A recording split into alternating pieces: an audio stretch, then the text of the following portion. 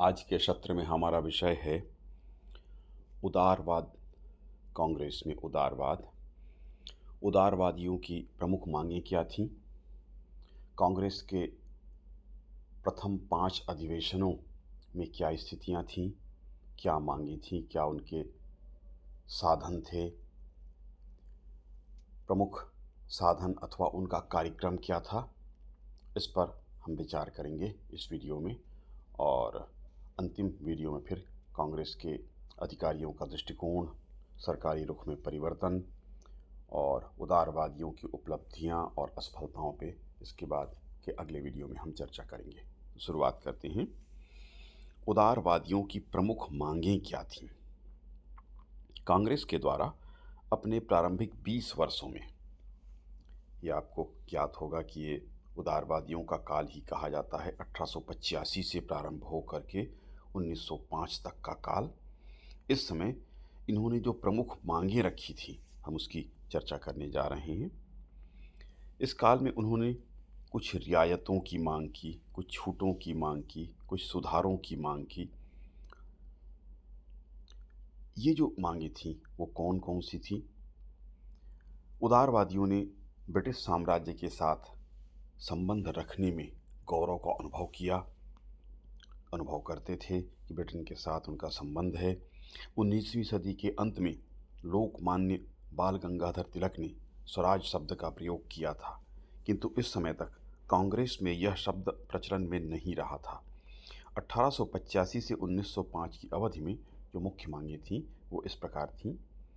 पहली और प्रथम मांग जिसकी शुरुआत इन्होंने की थी वो थी इंडिया काउंसिल को समाप्त किया जाए, क्योंकि इसका व्यय भारतीयों के द्वारा दिया जाता था, अधिक व्यय होता था।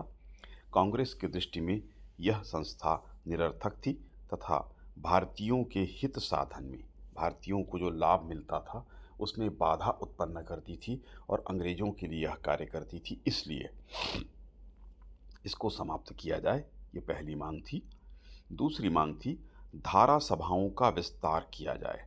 अपने समस्त प्रतिवेदनों में कांग्रेस की यह मांग रही थी कि सभी प्रांतों में जो धारा सभा थी उसका विस्तार किया जाए। पहले तो सभी प्रांतों में धारा सभाएं स्थापित की जाएं और उनके अधिकारों में वृद्धि की जाए।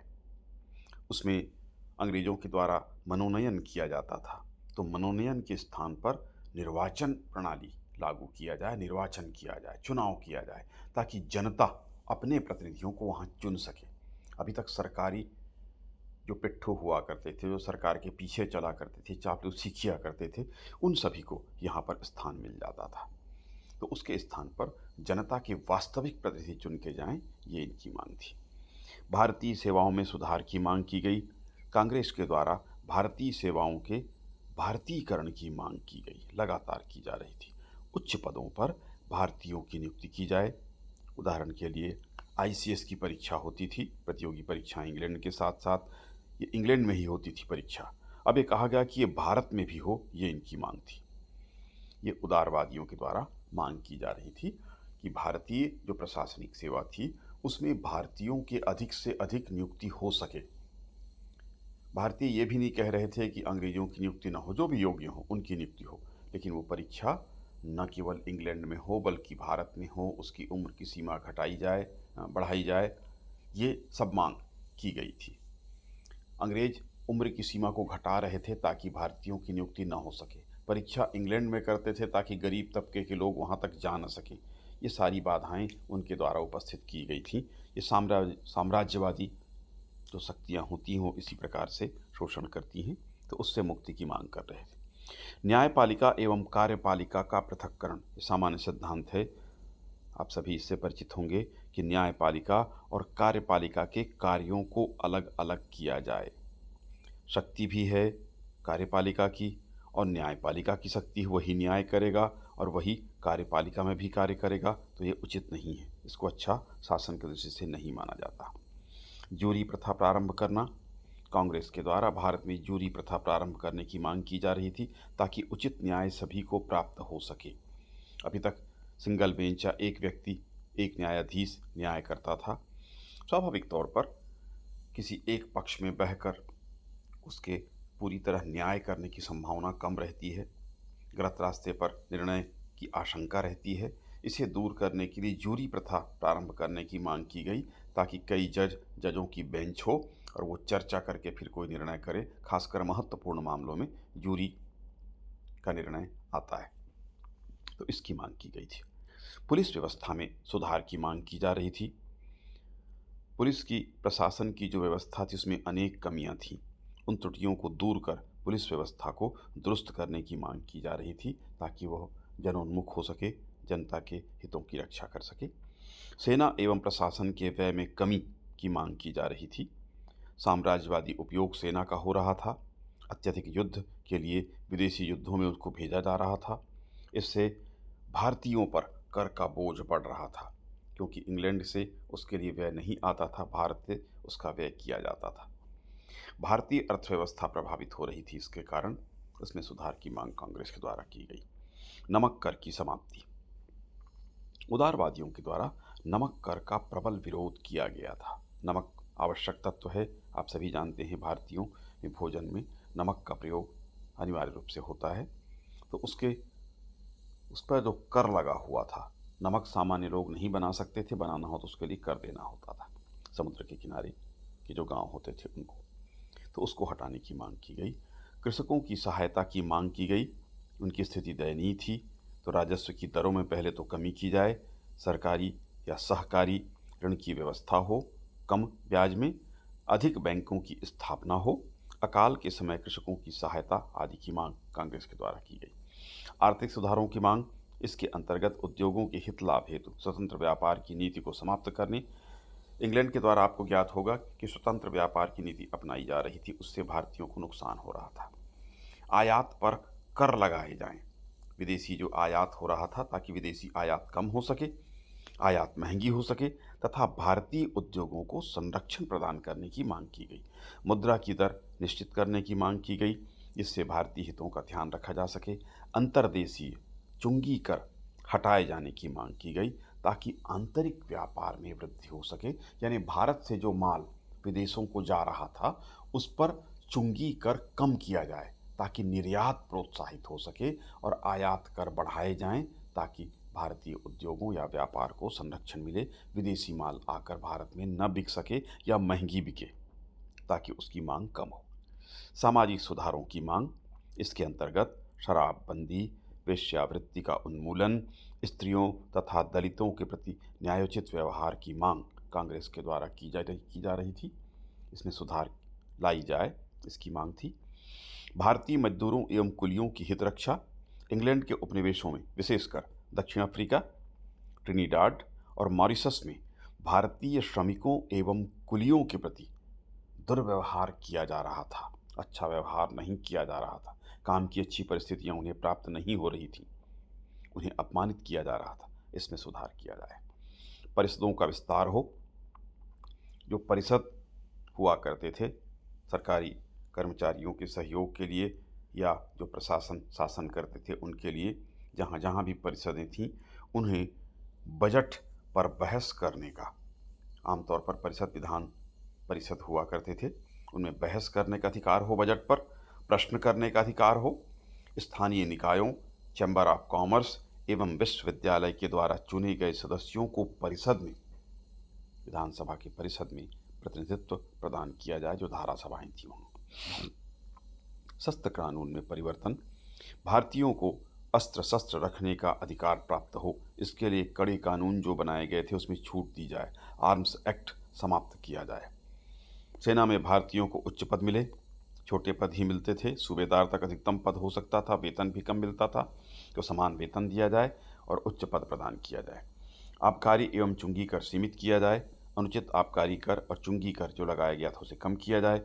तकनीकी शिक्षा को प्रोत्साहन दिया जाए। भारत में तकनीकी शिक्षा को प्रोत्साहित करने हेतु तकनीकी शिक्षा संस्थानों की स्थापना हो। भारत से धन का निष्कासन अवरुद्ध किया जाए। अत्यधिक धन का प्रवाह भारत से इंग्लैंड की ओर हो रहा था। उदारवादी कांग्रेसी भारत से धन के निष्कासन के प्रबल विरोधी थे तथा इसे रोके जाने की मांग की गई। सैन्य विद्यालयों की स्थापना हो। भारत में सैनिक अफसरों की शिक्षा के लिए सैनिक विद्यालय एवं महाविद्यालय की स्थापना की जाए, ताकि भारतीय जो ऑफिसर सेना में पद प्राप्त करते थे, उनको भारत में ही प्रशिक्षण प्राप्त हो सके, इन्हें इंग्लैंड जाकर प्रशिक्षण प्राप्त करना होता था। भारतीयों को स्वयंसेवकों के रूप में सेना में भर्ती की जाए, उनकी संख्या बढ़े ताकि उनको रोजगार मिल सके। काउंसिलों में भारतीयों को स्थान प्रदान करना, भारत मंत्री की काउंसिल और प्रिवी काउंसिल में भारतीयों को स्थान दिया जाए। सिंचाई व्यवस्था में विस्तार हो, कृषकों की सुविधा को ध्यान में रखते हुए सिंचाई व्यवस्था में विस्तार किया जाए तथा नहरों के माध्यम से सिंचाई का प्रबंध किया जाए। शासन के व्यय में कटौती की जाए। ब्रिटिश शासन व्यवस्था अत्यधिक खर्चीली थी, उसके व्यय में भारी मात्रा में कटौती किए जाने की आवश्यकता थी। मितव्ययता का उपयोग हो, मितव्ययी सरकार हो, ये मांग की गई। अत्यधिक व्यय अंग्रेजों के द्वारा किया जा रहा था। भाषण तथा समाचार पत्रों की स्वतंत्रता, भारत में भाषण की आज़ादी हो तथा समाचार पत्रों की स्वतंत्रता में वृद्धि की जाए, हस्तक्षेप न किया जाए, उन्हें अपने विचार की अभिव्यक्ति की आज़ादी होनी चाहिए, ये मांग की गई। चिकित्सा एवं स्वास्थ्य सुविधाओं में वृद्धि की जाए, भारत में चिकित्सा और स्वास्थ्य सुविधाएं कम उपलब्ध थी, उसमें वृद्धि की मांग की गई। कुटीर उद्योगों के संरक्षण की मांग की गई। अंग्रेजों की नीतियों के कारण भारतीय हस्तशिल्प का विनाश हो गया था, कुटीर उद्योग नष्ट हो गए थे, उनके संरक्षण की मांग कांग्रेस के द्वारा की गई। स्वदेशी वस्तुओं के उपयोग को प्रोत्साहन दिया जाए, इस हेतु आयात नीति में परिवर्तन किया जाए। जैसा कि हमने स्पष्ट किया था कि आयात नीति में परिवर्तन की मांग इस प्रकार से की जा रही थी कि उस पर चुंगी यानी आयात कर में वृद्धि कर दी जाए, ताकि विदेशी माल जो भारत आ रहा था, विशेषकर इंग्लैंड का जो माल आ रहा था, वो महंगा हो जाए, ताकि उनकी बिक्री भारत में कम हो और स्वदेशी वस्तुओं को प्रोत्साहित किया जाए। यहाँ पर उससे अपने आप उनकी मांग भारत में बढ़ेगी और निर्यात नीति में भी इसी प्रकार से परिवर्तन की मांग की जा रही थी कि चुंगी कम किए जाएं। जो माल भारत से विदेशों में जा रहा था उस पर कर कम लगे, ताकि सस्ते दरों पर विदेशों में, विशेषकर इंग्लैंड में, भारतीय वस्तुएं उपलब्ध हो सके और निर्यात बढ़ सके। चाय बागान के श्रमिकों की दशा में सुधार की मांग की गई। उनकी स्थिति दयनीय थी, उसमें सुधार किया जाए, उनकी स्थितियों में परिवर्तन हो। ज़्यादातर अंग्रेज व्यापारी उद्योगपति थे, वही उसके नियंत्रक थे, तो उनको वेतन अच्छा मिले, कार्य की परिस्थितियाँ उनकी अच्छी हों, इसकी मांग की गई।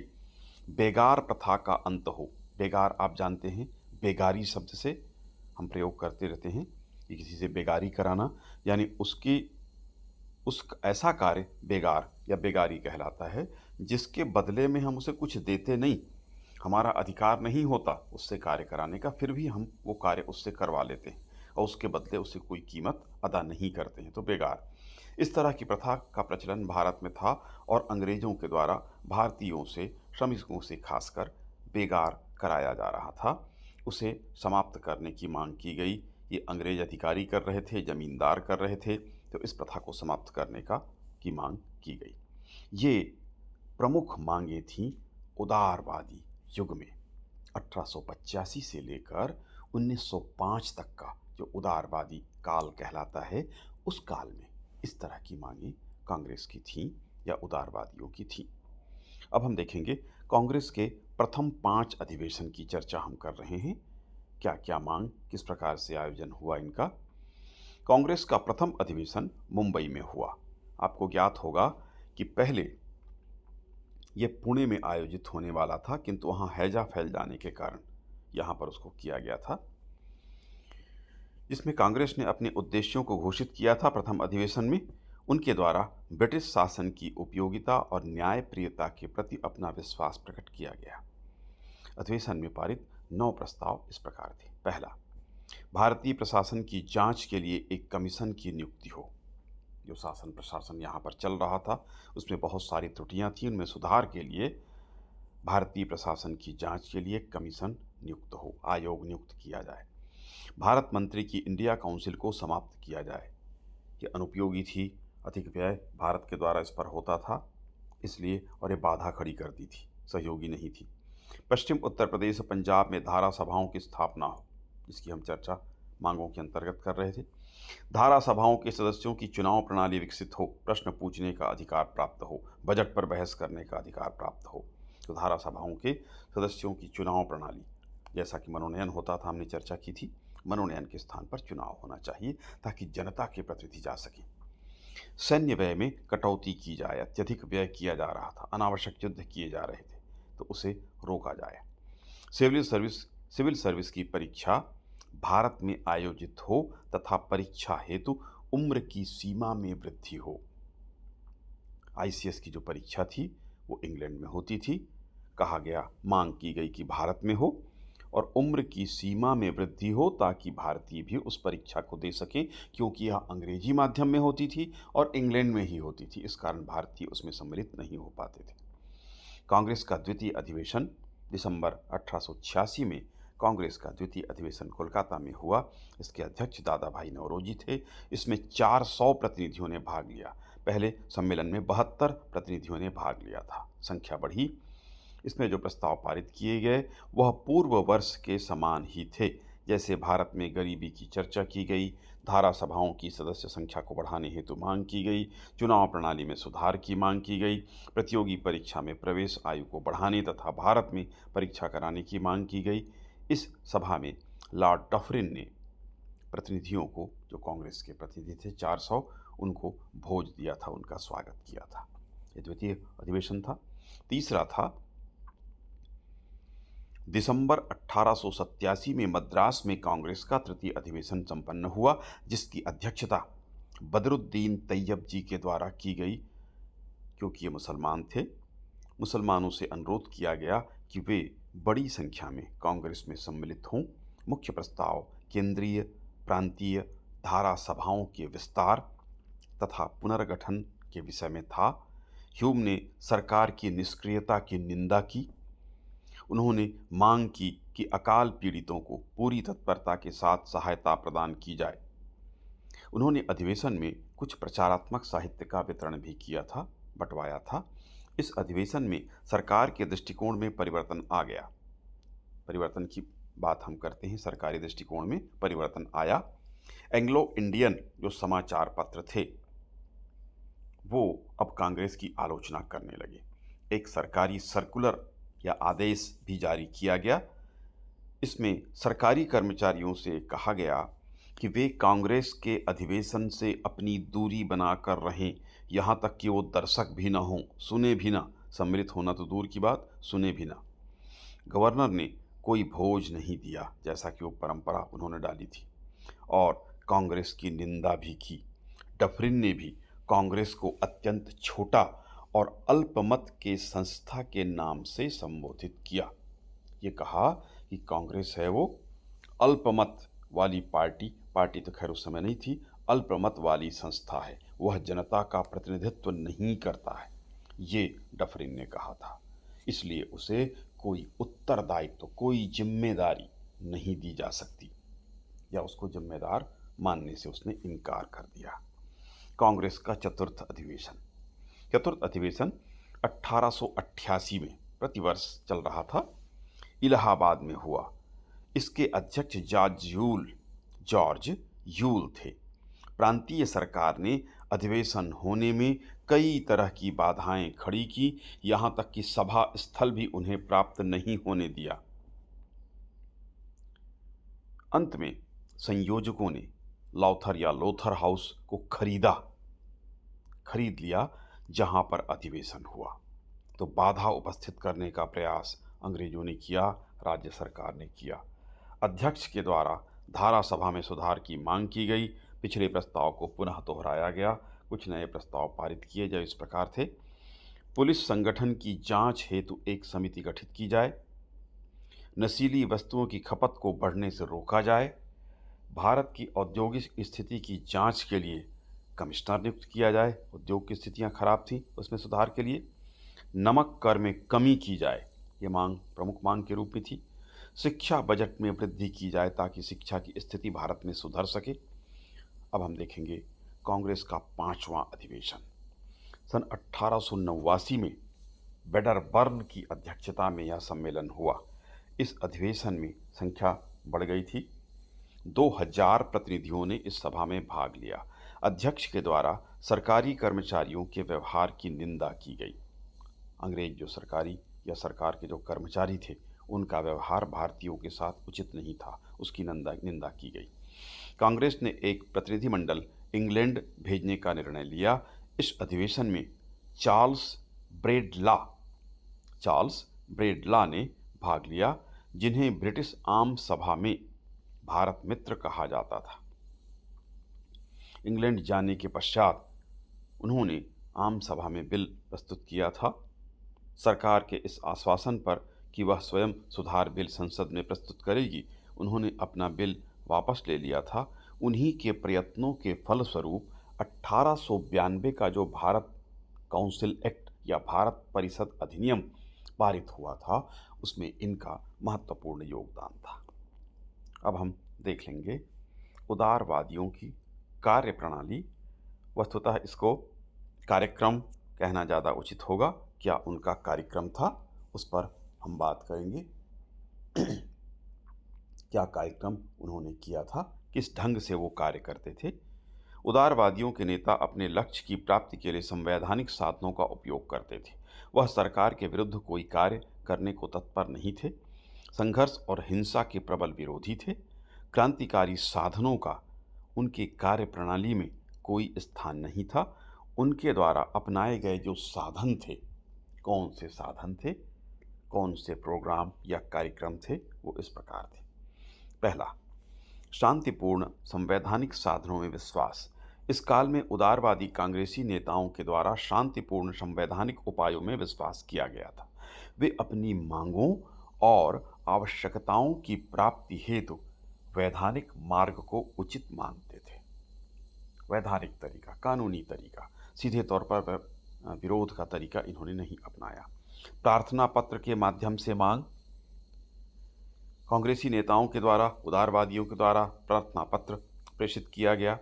प्रार्थना भेजकर, आवेदन भेजकर शांतिपूर्वक तरीके से मांग की जाती थी। ये इनका तरीका था, ये इनका साधन था।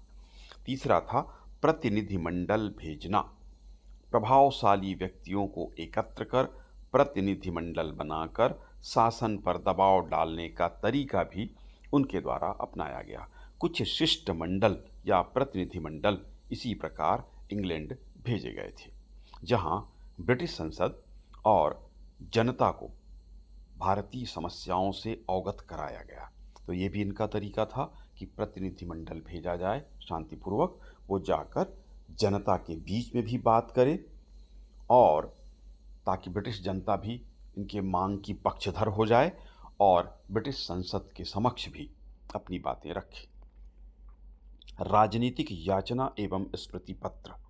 इस काल में उदारवादी कांग्रेसी सदस्यों के द्वारा शासन के समक्ष अपनी मांग को प्रस्तुत करने के तरीके में ये विश्वास करते थे।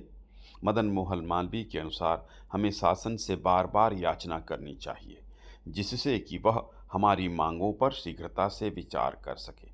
तो ये याचना करना, स्मृति पत्र दिया जाता है कि जब हम कोई मांग कर लें किंतु सरकार ने उस पर ध्यान नहीं दिया या किसी अधिकारी ने ध्यान नहीं दिया, तो उनको फिर से स्मृति पत्र भेजा जाता है, फिर से उनको याद दिलाया जाता है, रिपीट किया जाता है कि हमने अमुक अमुक मांग की थी किंतु इस पर कोई कार्यवाही नहीं हुई है, पुनः मांग को दोहराया जाता है। तो ये इन्होंने किया। क्रमिक परिवर्तन में विश्वास। उदारवादी हिंसा अथवा क्रांति के द्वारा परिवर्तन नहीं चाहते थे, मतलब सीधा विरोध करके वो कोई परिवर्तन की मांग नहीं कर रहे थे। सरकार के अगेंस्ट, सरकार के खिलाफ खड़े होकर मांग करके कोई बात नहीं कर रहे थे। उनके द्वारा क्रमिक साधनों से राजनीतिक परिवर्तन की आकांक्षा की गई थी। वे भारतीय साधनों में सुधार की अपेक्षा रखते थे, भारतीय संस्थानों में सुधार की अपेक्षा रखते थे, न कि उनकी समाप्ति पर। वो संस्थान तो वही रहे, लेकिन उनकी जो कार्य पद्धति थी वो बदले, ये इनकी मांग थी। नैतिक एवं राजनीतिक दबाव का तरीका। उदारवादी ब्रिटिश शासकों के प्रति राजभक्ति प्रस्तुत कर राजभक्त रहते हुए उनका हृदय परिवर्तन करना चाहते थे तथा अपने तर्कों के आधार पर शासन को अपनी बात पहुंचाने में विश्वास रखते थे। उनके द्वारा अपनी मांगों को स्वीकृत करने के लिए शासन पर राजनीतिक और नैतिक रूप से दबाव डाला गया था।